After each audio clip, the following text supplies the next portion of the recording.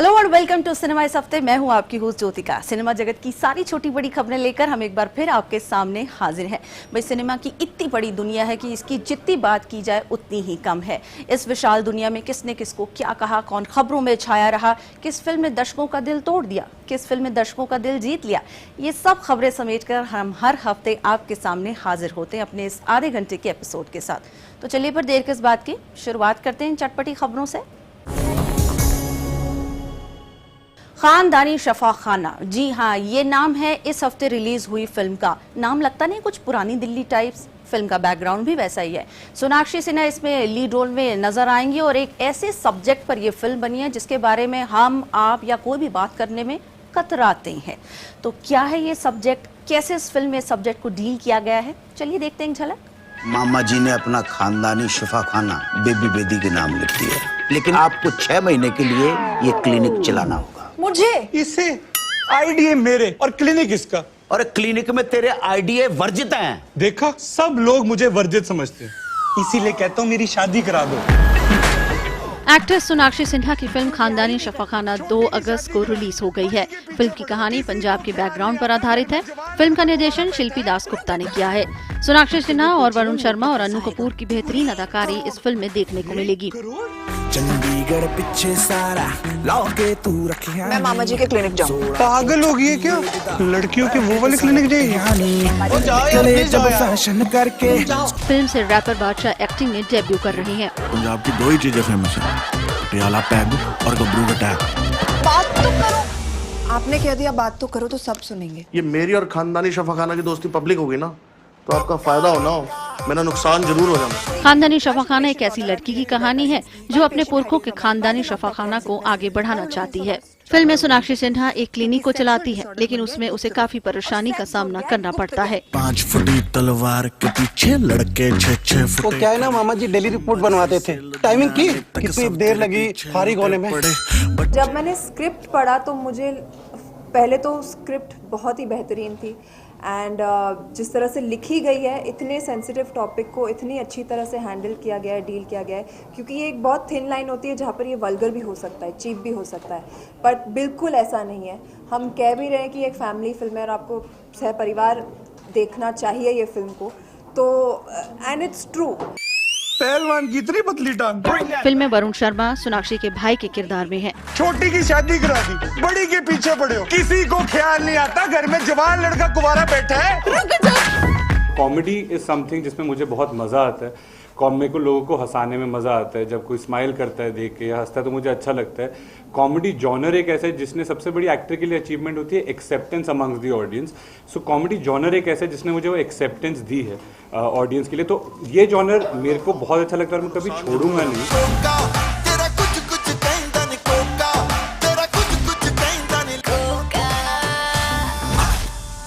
Hollywood फिल्मों की बात करें तो इस हफ्ते फास्ट एंड फ्यूरियस ने फिर से भारतीय सिनेमा घरों में दस्तक दे दी है। फिल्म में ड्वेन जॉनसन और जेसन लीड रोल में नजर आने वाले हैं। फिल्म काफी घुमाव वाली फिल्म है, अगर मैं इसको सही शब्दों में कहूं, लेकिन बहुत सारा फन है, बहुत सारा हंसाने वाली है आपको, और जाहिर है एक्शन तो होने ही वाला है। Pick a door. All right then. No, that's my door. Pick another door. What's wrong with you? You know what? You were right. This is your door. What's the matter? You got a lot of bad guys behind that door?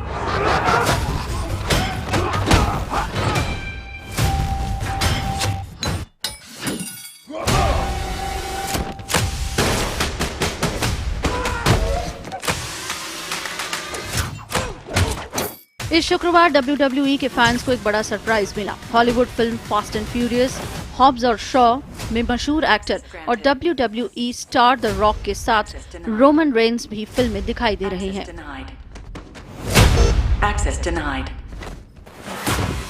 Luke Hobbs and Decker Shaw.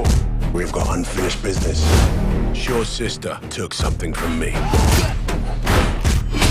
A virus that could wipe out half the population, and I want it back. Film में दोनों दुश्मनों का एक साथ खात्मा करते नजर आएंगे। इससे पहले रोमन रेंस बीमारी के कारण काफी समय से WWE से बाहर थे। वे वर्ल्ड चैंपियनशिप छोड़कर चले गए थे, जिसके बाद वे अब इस फिल्म में अहम किरदार में हैं। ये पहली बार है जब द रॉक और रोमन रेंस दोनों किसी फिल्म में हैं। फिल्म में हॉलीवुड सुपरस्टार जेसन स्टेथम भी हैं।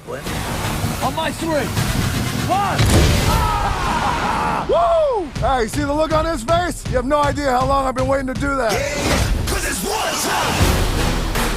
The music's already started. Let's see if we can get in sync. So you guys are being hunted by an army of mercenaries led by a genetically enhanced soldier. Look at me. I'm Black Superman. You're crazy.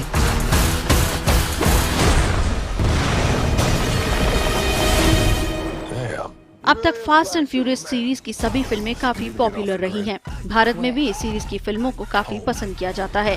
Fans पहले ही इस film को लेकर काफी उत्साहित हैं। अब Roman Reigns के आने से उनकी उत्सुकता और बढ़ गई है।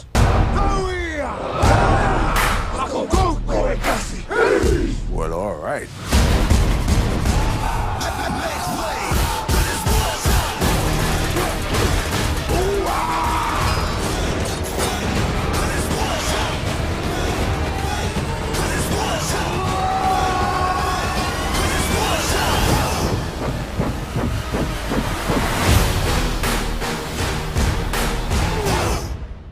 हॉलीवुड डायरेक्टर, स्क्रीन राइटर और प्रोड्यूसर स्टैनली क्यूब्रिक की अगर बात की जाए तो उनकी ज्यादातर फिल्में रियल लाइफ स्टोरीज या फिर नॉवेल्स पर या फिर शॉर्ट स्टोरीज पर आधारित हुआ करती थी। वो एक ऐसे फिल्मकार थे जो कि हर जॉनर को अपनी फिल्मों में कवर कर लेते थे। यही नहीं, उनकी यूनिक सिनेमैटोग्राफी भी उनकी फिल्मों में नजर आती थी। तो चलिए उनकी जिंदगी पर एक नजर डाल लेते हैं। स्टैनली क्यूब्रिक अमेरिकी फिल्म निर्देशक, पटकथा, लेखक और निर्माता, या यूं कहें एक हरफन मौला फिल्मकार। शायद यही वजह है कि इन्हें सिनेमाई दुनिया में सबसे प्रभावशाली फिल्मकारों में से एक माना जाता है। क्यूब्रिक का जन्म 26 जुलाई 1928 न्यूयॉर्क में हुआ था। छोटी उम्र में इन्हें फोटोग्राफी और फिल्म में गहरी रुचि थी। 50 के दशक में क्यूब्रिक एक पत्रिका के लिए फोटोग्राफर के तौर पर जुड़ गए। इसी बीच वो अपने हुनर को तराशने लगे और कम बजट की शॉर्ट फिल्में बनाने लगे। कामयाबी इनसे दूर नहीं थी। 1956 में बड़े बैनर के तले इन्होंने द किलिंग फीचर फिल्म बनाई, जो दर्शकों को खूब पसंद आई।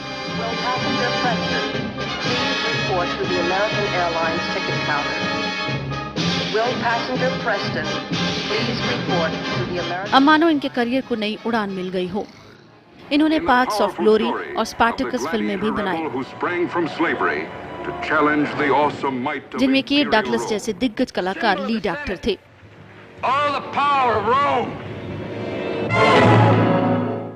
स्टैनली क्यूब्रिक की कामयाबी का सिलसिला यही नहीं थमा। लॉलिटा और डॉक्टर स्ट्रेंज लव फिल्मों ने क्यूब्रिक को बुलंदियों पर पहुंचा दिया। वे अक्सर शूटिंग के दौरान कलाकारों से कई रीटेक कराया करते थे, जिसके कारण उनका कलाकारों के साथ मतभेद भी हो जाता था। Listen to me. Let me out of here and I'll forget the whole damn thing. It'll be like it never happened. You couldn't find some way of sort of not looking at her and looking down as you said the line. इसी बीच Stanley Kubrick की फिल्मी फेहरिस्त बढ़ती गई। 1968 में उन्होंने 2001 a space Odissi film बनाई। इस science fiction film को खूब पसंद किया गया। I find them difficult to put out of my mind. Film को ऑस्कर से भी नवाजा गया। Open the pod bay doors, please, Hal. Open the pod bay doors, Hal. I'm sorry, Dave. I'm afraid I can't do that. What are you talking about, Hal? This conversation can serve no purpose anymore. A Clockwork Orange film के बाद बैरी Lyndon release हुई। फिर Stanley Kubrick ने the shining film बनाई, जो Stephen Kings की novel पर based थी। फिल्म में जैक निकलसन की कमाल की अदायगी देखने को मिली।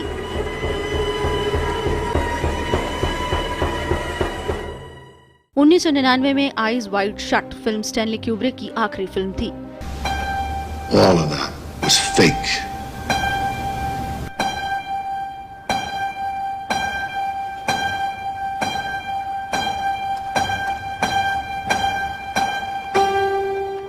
अपने करियर में स्टैनली क्यूब्रिक ने केवल 13 फीचर फिल्में ही डायरेक्ट की, पर स्टैनली क्यूब्रिक अपनी सोच को बड़े पर्दे में साकार करने में माहिर हुए। शायद यही वजह है कि आज भी युवा फिल्मकार उनके काम से प्रभावित रहता है। वक्त एक छोटे से ब्रेक का, फौरन हाजिर होंगे, कहीं मत जाइएगा, देखते रहिए सिनेमा इस हफ्ते। ई शॉपिंग साइट पर श्वेता ने देखा एक सुंदर हार। उसका डिजाइन देखकर हो गई वो बेकरार। झटपट उसने बुक किया और एडवांस में पेमेंट किया। लेकिन ये क्या, ये नहीं था वो हार जिससे श्वेता को हुआ था प्यार। शॉपिंग साइट के इस व्यवहार से श्वेता तो हुई हैरान परेशान। आप भी शॉपिंग साइट से खरीदारी करते समय रहें सावधान। जानें उनके नियमों को, टर्म्स एंड कंडीशंस का रखें ध्यान। जागो ग्राहक जागो। परिणीता, बंदनी, 2 बीघा जमीन, ये ऐसी क्लासिक फिल्में हैं जिनकी खूबसूरती का पूरा श्रेय जाता है सिनेमैटोग्राफर कमल बोस को। उन्होंने दोनों एरास में काम किया, दोनों एरास यानी ब्लैक एंड व्हाइट और कलर भी, और जितना भी काम किया है काबिले तारीफ किया है। ओरे माझी, ओरे माझी, ओ मेरे माझी, मेरे साजन है उस पार, मैं मन मार हूँ इस पार, ओ मेरे माझी खब की बार, ले चल पार। अगर आपने बंदनी, अनोखी रात, खामोशी और धर्मात्मा जैसी अवार्ड विनिंग फिल्में देखी हैं, तो आपको ये जानकर हैरानी होगी कि ये सभी फिल्में कमल बोस के कैमरे से ही निकली हैं। वो शाम कुछ अजीब थी, ये शाम भी अजीब है, वो कल भी पास पास थी, वो आज भी करीब है, वो शाम। इन्हीं का जादू था जो हम सब ने फिल्मी पर्दे पर साकार होते देखा। लेकिन ये सब करना कमल बोस के लिए इतना आसान नहीं था। अपने सालों की मेहनत और लगन से इन्होंने अपने हुनर को तराशा था। शुरुआती दिनों में कोलकाता के न्यू थिएटर्स में इन्हें महान फिल्मकार बिमल दा का साथ मिला। यहीं से इन्होंने फिल्मों की बारीकियों को समझा और जाना कि कैसे फिल्मों में नेचुरल लाइट का इस्तेमाल बखूबी किया जा सकता है। इसी दौरान कमल बोस को बिमल दा की मास्टरपीस फिल्म 2 बीघा जमीन में अपने हुनर दिखाने का मौका मिला, तो वे बिमल दा की उम्मीदों पर खरे उतरे। हरियाला सावन ढोल बजाता आया, दिल तक तक मन के मोर नचाता आया, मिट्टी में जान जगाता आया, धरती पहनेगी हरी चुनरिया बन के दुल्हनिया। एक लगन बुझी, एक लगन लगी, मन मगन हुआ, एक लगन लगी, आया रे आया रे। कोलकाता की तंग गलियों के बीच और बलराज साहनी की बेहतरीन अदायगी को कैमरे में कैद कर जीवंत कर दिया। जिंदगी में 50 रुपए भी कभी एक साथ नहीं गए, 235 रुपए मैं कहाँ से जुटाऊंगा। धरती कहे पुकार के, बीज बिछा ले प्यार के, मौसम बीता जाए, मौसम बीता जाए। इसके बाद वे बिमल दा के साथ कई फिल्मों में बतौर सिनेमैटोग्राफर जुड़े रहे। अब कमल बोस के करियर ने नई उड़ान भर ली थी। इसी बीच फिरोज खान की ब्लॉकबस्टर फिल्म धर्मात्मा में भी कमल बोस ने बेहतरीन काम किया। हालांकि ये फिल्म अपने आप में लाजवाब थी, लेकिन एक सीन में जिसमें बुशकाशी नाम के खेल के दौरान घोड़ों के बीच डिफरेंट एंगल से शॉट्स कैप्चर करना उस समय जोखिम भरा था, लेकिन इस बार इनकी प्रतिभा का लोहा सभी ने माना। इस फिल्म के लिए कमल बोस को फिल्म फेयर अवार्ड से भी नवाजा गया था। इससे पहले ऋषिकेश मुखर्जी की मुसाफिर, एस सुखदेव की माय लव, राजेंद्र सिंह बेदी की दस्तक जैसी तमाम फिल्में इनकी फिल्मी फेहरिस्त में इजाफा करती गई। लेकिन इन सभी फिल्मों के बीच अपराध फिल्म का कार रेसिंग सीन छोड़ा नहीं जा सकता। 200 की स्पीड पर दौड़ती कार को शूट करना अपने आप में हैरत अंगेज कारनामा था, लेकिन ये सब कर दिखाया कमल बोस ने। कमल बोस के कैमरे का तिलिस्म हमेशा से ऊंचे वजूद में रहा। हम इनके काम को सलाम करते हैं।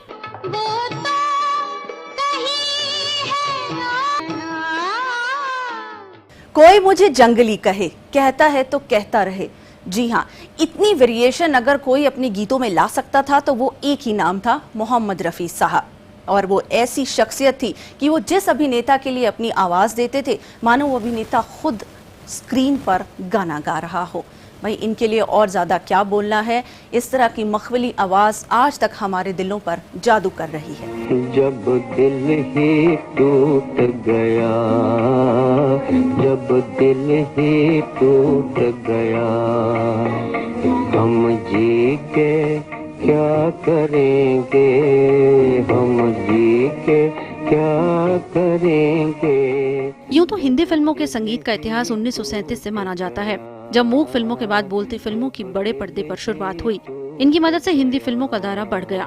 उस दौरान नई फिल्मों में संगीत की कलाओं का भी इस्तेमाल किया जाने लगा। जहां बैकग्राउंड म्यूजिक ने फिल्मों में जान फूंक दी, वहीं गीतों ने फिल्म जगत को एक बड़ा मौका दे दिया। देख तेरे संसार की हालत क्या हो गई भगवान, देख तेरे संसार की हालत क्या हो गई भगवान, कितना बदल गया इंसान, कितना बदल गया इंसान। फिल्म कारोबार को गति मिलने लगी। हिंदी गानों के सहारे फिल्म आगे बढ़ती थी। के.एल. सहगल, सुरैया, शमशाद बेगम, नूरजहां शुरुआती दौर के प्रसिद्ध गायक गायिकाओं में से थे।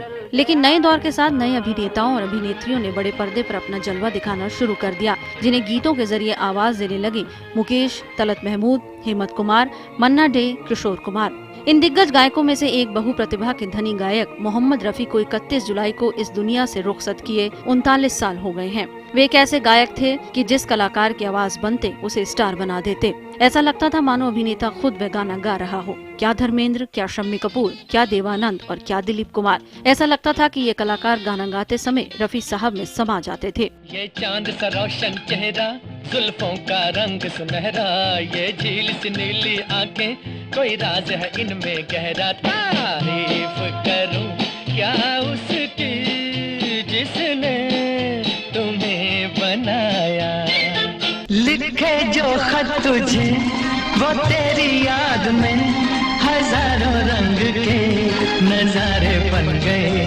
सवेरा जब हुआ तो फूल बन गए, जो रात आई तो सितारे बन गए।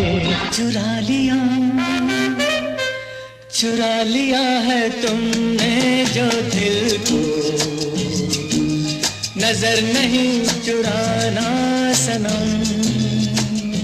एक ऐसा गायक जिसे सुरों के राजा, सिंगर ऑफ द मिलेनियम, सर्व कला गुण संपन्न कहा जाता रहा। तुमने मुझे देखा होकर मेहरबान, रुक गई ये जमीन, थम गया आसमान, जाने मन जाने जा तुमने मुझे।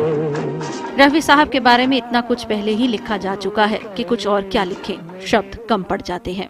एक ऐसा गायक जिसने सबसे ज्यादा धार्मिक गीत गाए और वो सब के सब हिट भी साबित हुए।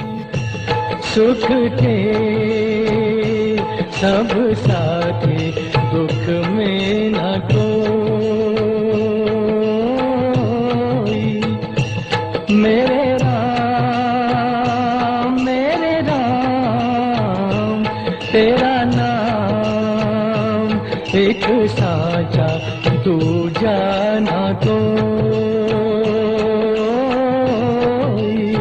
उसने जब देशभक्ति गीत गाया तो देशभक्ति की ज्वाला दिलों में धधकने लग गई। जन्नत की है तस्वीर, ये तस्वीर न देंगे, जन्नत की है तस्वीर, ये तस्वीर न देंगे, हाथों में किसी गैर के तकदीर न देंगे। कश्मीर है भारत का, कश्मीर है भारत का, कश्मीर न देंगे।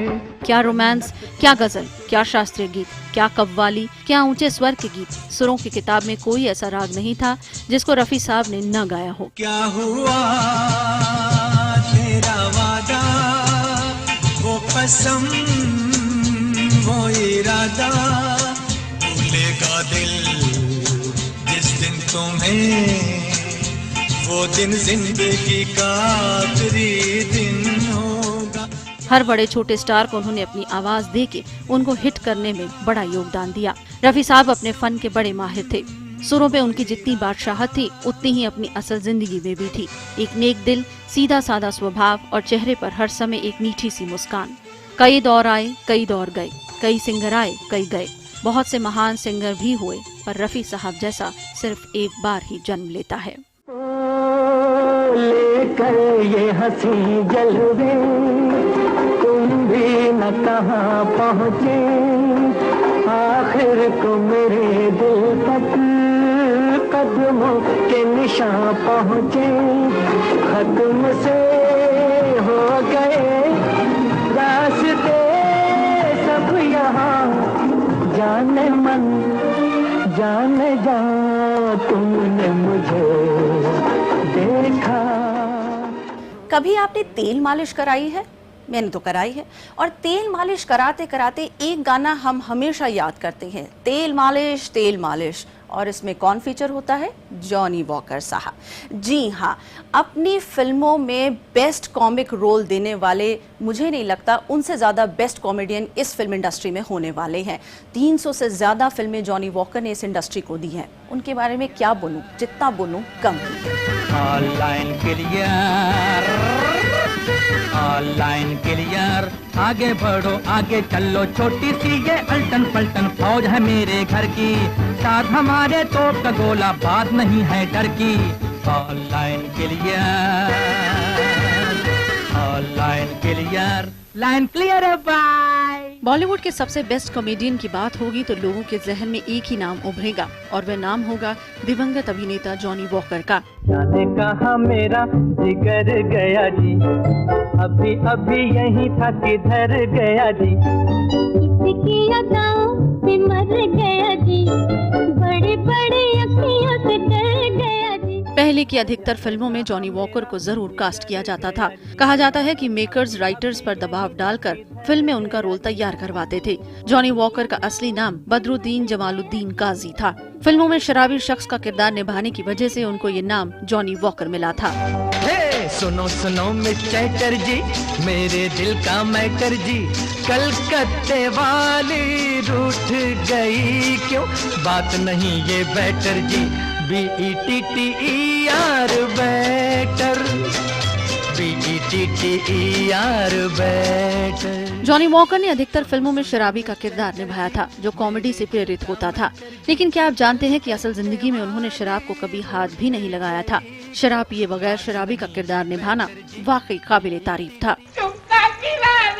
दीदी, अरे क्या हाल है? दीदी इधर आओ दीदी, मुंह खोलो। ये क्या? मुंह खोलो दीदी। सुषमा, ये ले तू भी खा ले। खाने वाली चीज तो हाथ में है, ले।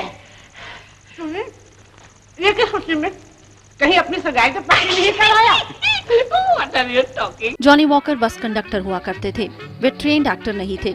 सफर के दौरान अक्सर वे यात्रियों को अपनी एक्टिंग से गुदगुदाते थे। एक बार अभिनेता बलराज साहनी की उन पर नजर पड़ी।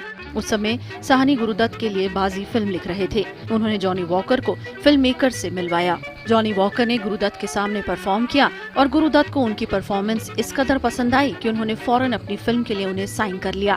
जॉनी वॉकर ने गुरुदत्त की कई फिल्मों में काम किया था, जिनमें 14वीं का चांद, कागज के फूल, आर पार, प्यासा, मिस्टर एंड मिसेस 55 जैसी सुपरहिट फिल्में शामिल हैं। अरे वम वम वम वम, ऐसा कैसा होगा, तोबा काहे को करता, तोबा काहे को करता, प्यार से डरता, ऐसा सनम कैसा होगा। 70 के दशक में जॉनी वॉकर ने फिल्मों में काम करना काफी कम कर दिया क्योंकि उनका मानना था कि फिल्मों में कॉमेडी का स्तर काफी गिर गया है। उम्र भर दर्शकों को हंसाने वाले वॉकर अपने लंबे सिनेमा करियर में कई फिल्मों में काम कर चुके थे। सुनो रे भैया, हम लाए हैं एक खबर मस्तानी, आज किसी जालिम की मरने वाली है नानी। नानी, अरे नानी, ओ नानी।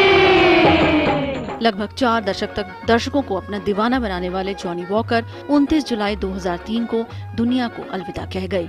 है दिल है मुश्किल जीना यहाँ, जरा हट के जरा बच के, ये है बॉम्बे मेरी जान। हा हो ही हा हा। इन सब के अलावा और क्या कुछ खास रहा, उस पर नजर डालने के लिए आइए देखते हैं हमारा सेक्शन खबरें फिल्मी जगत की।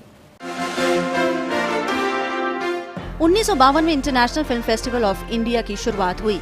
इस ए ग्रेड फिल्म फेस्टिवल को international federation of film producers association से मान्यता प्राप्त है और ये एशिया के सबसे पुराने और प्रतिष्ठित फिल्म फेस्टिवल्स में से एक है। इफी दुनिया भर में फिल्मों का सबसे बेहतरीन कोलाज दिखाता है। इस विश्व प्रसिद्ध फिल्म फेस्टिवल में कई दिग्गज निर्माता, अभिनेता, तकनीशियन, आलोचक और सिने प्रेमियों का समागम होता है, जो अपनी प्रस्तुतियों, मास्टर क्लासेस, पैनल चर्चा और सेमिनार आदि के माध्यम से इस फेस्टिवल को मनाते हैं। इस वर्ष भारत के अंतर्राष्ट्रीय फिल्म महोत्सव का स्वर्ण जयंती संस्करण है, जो कि डायरेक्टरेट ऑफ फिल्म फेस्टिवल्स, सूचना और प्रसारण मंत्रालय द्वारा मनोरंजन सोसाइटी ऑफ गोवा के सहयोग से प्रति वर्ष 20 से 28 नवंबर तक आयोजित किया जाता है। इस बार इस फिल्म फेस्टिवल में सूचना और प्रसारण मंत्रालय द्वारा MyGov की वेबसाइट पर फर्स्ट डे कवर के साथ पोस्टर स्टैम्प डिजाइन करने की प्रतियोगिता शुरू की गई है। प्रतियोगिता की एंट्रीज 1 अगस्त से 15 अगस्त 2019 तक खुली है। विजेताओं को 50वीं IFFI का हिस्सा बनने के लिए 2 रातों और 3 दिनों के लिए यात्रा और आतिथ्य के साथ साथ प्रशंसा प्रमाण पत्र भी मिलेगा। प्रतियोगिता में भाग लेने के लिए आप www.mygov.in पर लॉग ऑन कर सकते हैं।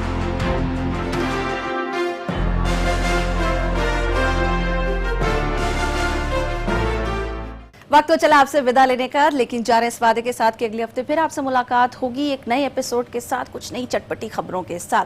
लेकिन जाने से पहले आपको हमारा एपिसोड कैसा लगा हमें ज़रूर लिखें। हमारा ईमेल आईडी आप सभी जानते हैं, cinemaddnews@gmail.com। तो हमें मेल्स करना मत भूलिएगा। तो बस आज के लिए इतना ही। हमारी पूरी टीम को दीजिए इजाज़त। नमस्कार।